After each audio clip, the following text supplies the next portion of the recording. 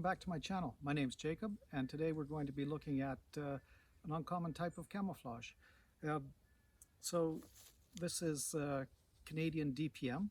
Um, you don't see it too often. It was done in the late 70s, early 80s, and there's really no difference between it and regular DPM.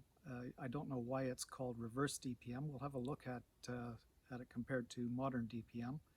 I think pattern 95 is what I have here, and we'll have a little discussion at the end. So here we can see this is British pattern 95 or Soldier 95, and this is Canadian DPM. You can see that the pattern slightly evolved over time. The British modern has more black. The Canadian is slightly wider spaced. Some of the browns are larger. Don't know, well, maybe not. Certainly more black in the British, but it has evolved a tiny bit over time. But you can see that it is the same pattern. There have been some changes, such as the black has speckling, and so does the brown.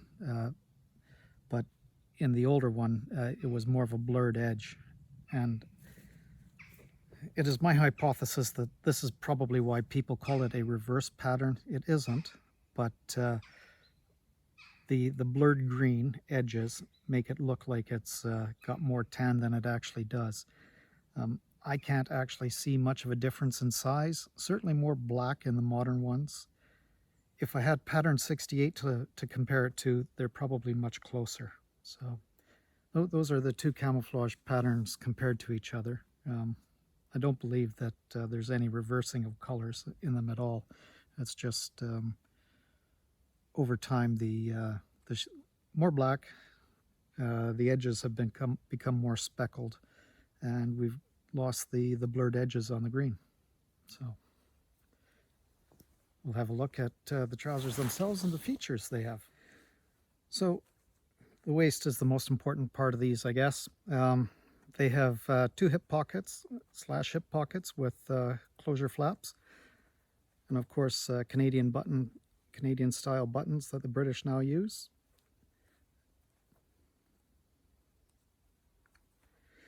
The zipper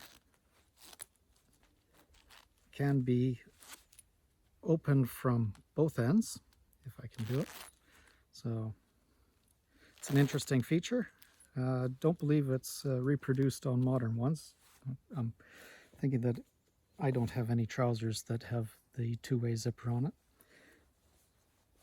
The thigh pockets they have the large Canadian button on them. They're not billowed, so they're just sewn onto the side. Well, I say that, and they are billowed out to the one side, I guess. Out to the rear.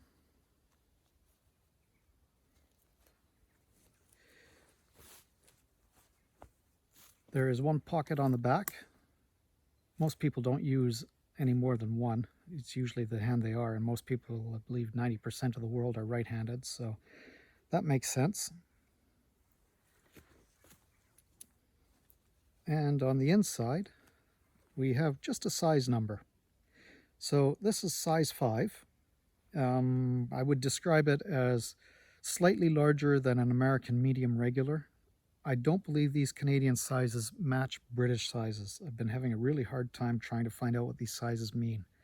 But a British size 5 does not provide the same description as to how these fit. So I also have a Canadian shirt to go with these, and it's a different size, and that size is certainly not what a British size would be. So take this as size 5 is slightly larger than a medium regular. So the ankles have a taken string on them so that you can bring them in, like most modern military trousers. And that is the extent of the features on these. They're a very light material, so if you're in a warm climate, these will be fantastic. Temperate, they're great.